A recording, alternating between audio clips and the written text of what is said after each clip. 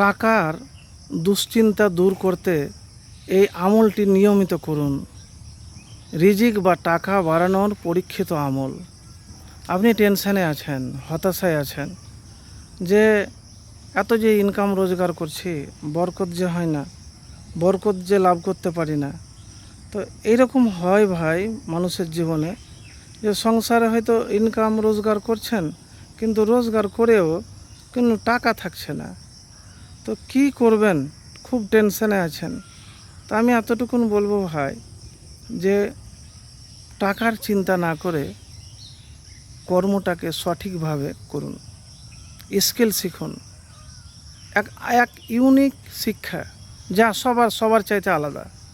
মানে দেখেন, আপনি হয়তো গাধার মতন খাটছেন, অনেকে আবার বলবে যে কই দুয়া সুরা পড়ে কি বড়লোক হয়। তো সে ভাইকে বলবো, যারা রিক্সা চালায় ঢাকাতে, তারা কেন কলকাতাতে বা পরিশ্রম করে খুবই, কেন কই কোটিপতি তো হয় না। তো কোটিপতি বড়লোক হওয়ার জন্য মেহনত তো সেটা আলাদা জিনিস, করতেই হবে আপনাকে, কিন্তু কৌশল আপনাকে লাগবে, স্কিল লাগবে, দক্ষতা লাগবে। দক্ষতা অর্জন করতে হবে, আপনাকে কাজ শিখতে হবে যা সবার চাইতে আলাদা।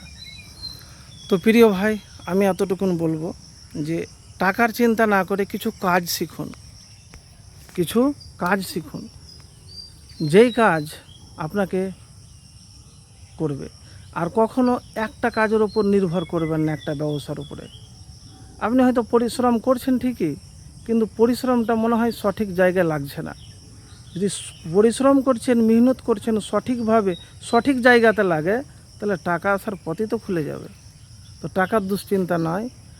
আর মূল কথা হলো আল্লাহর কাছে দোয়া করবেন, আল্লাহর কাছে দোয়া করবেন, দোয়া বাদ দিবেন না, দোয়া করতেই থাকুন, ইনশাআল্লাহ ফলাফল পাবেন।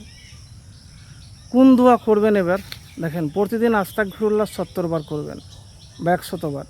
আস্তাগফিরুল্লাহ ফজরের নামাজের পরে। কাজ করার সময়তে হাসবুনাল্লাহু ওয়া নি'মাল ওয়াকিল, আল্লাহুম্মা ইন্নী আউযু বিকা মিনাল ফাকরি, আল্লাহুম্মা ইন্নী আউযু বিকা মিনাল ফাকরি।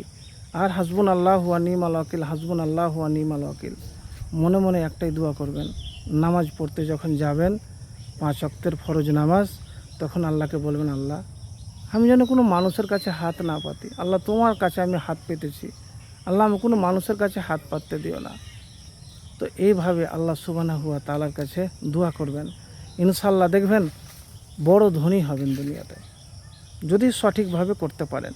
তো দোয়া যখন করবেন, দুরূদ শরীফ অবশ্যই পড়বেন, আল্লাহর প্রশংসা করবেন, পবিত্র হয়ে করবেন। একবার করেই তো দেখুন, ইনশাআল্লাহ ফলাফল পাবেন।